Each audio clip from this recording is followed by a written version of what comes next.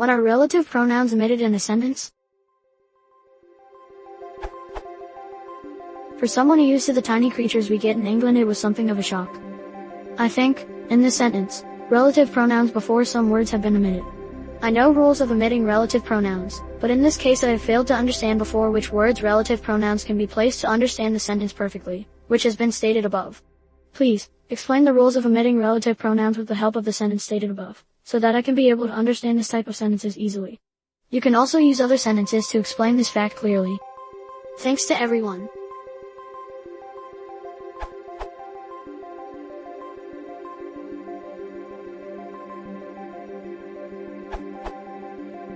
There are 4 factors which decide whether a relative pronoun, or the word that, can be omitted or not. Is it a defining relative clause? Does the main verb in the relative clause have a separate subject? Is the relative pronoun the first word in the relative phrase? Or is it preceded by another word, for example a preposition, is the word who, which or that? If the answer to the questions above is yes, then the relative pronoun can be omitted. There are lots of duff websites around which might tell you that you can only omit these words if they represent the object of the relative clause. This is hogwash. You can omit the pronoun as long as it is not the subject of the matrix verb in the relative clause. The pronoun can, for example, be omitted if it is the object of a preposition or subject of another clause embedded within the relative clause. Here are some examples to illustrate each point. An asterisk denotes an ungrammatical example. We cannot usually drop a pronoun from a non-defining relative clause. The agent I met up with wants you to phone him. Defining. Your father, I met up with yesterday, wants you to call him. Non-defining. We cannot drop the relative pronoun if the main verb in the relative clause does not have a separate subject. I don't like the elephant you bit. Matrix verb in our clause has a subject, you. I don't like the elephant you said bit you. Matrix verb in our clause has a subject, you. I don't like the elephant bit you. Verb in our clause has no subject. Notice that in the second example the missing pronoun represents the subject of the verb bit. If the pronoun is embedded within another phrase, for example a preposition phrase, then it cannot be omitted. That's the circus I work in, that's the circus in which I work, that's the circus in I work. We can drop the pronouns who, which in the word that, but we cannot drop the pronoun whose.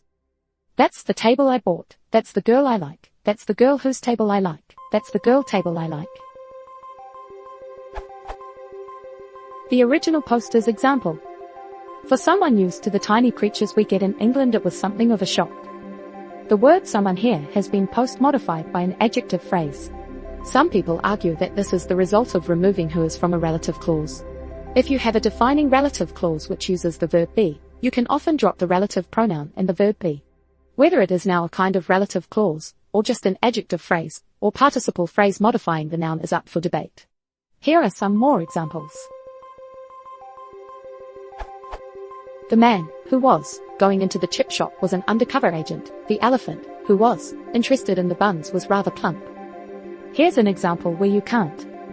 The people who were blonde preferred detective fiction. The people blonde preferred detective fiction. We often cannot do this if what's left of the clause is only one adjective. The sentence has a real relative clause modifying the phrase tiny creatures. Creatures, which, we get in England. This is a defining relative clause, and the verb get has its own subject, the word we. There are no other words preceding which. We can therefore happily drop the relative pronoun. We could rewrite the sentence like this to show where potential words have been omitted. For someone who was used to the tiny creatures that we get in England, it was something of a shock. Note. Many grammars use the terms restrictive/non-restrictive or integrated/supplementary to describe what I've called defining and non-defining relative clauses.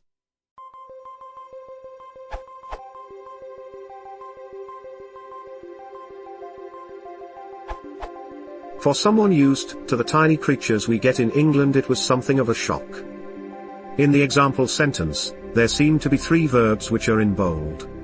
A typical clause consists of a subject and a predicate, where the predicate is typically a verb phrase. 1. Used, it cannot function as a verb as there is a preposition for in the sentence and there is no object. Therefore, It has to work as a modifier for someone, and in order to function as such, used should be an adjective, or participial adjective. A subjective relative pronoun, and the verb is are omitted between someone and used. 2. Get. It is a transitive verb and there is no object in the sentence. There is no conjunction between creatures and we. Therefore, the objective relative pronoun which or that is omitted before we. 3. Was. It is the main verb of the sentence. For someone who / that is used, to the tiny creatures which / that we get in England, it was something of a shock. You have to remember. If the relative pronoun is the object of the verb, then it can be omitted. If the relative clause contains the verb be plus an adjective phrase, as in the example sentence, and prepositional phrase, be plus a past participle, be plus a present participle, then relative pronoun plus verb be can be omitted. You can visit this British Council site to see more examples.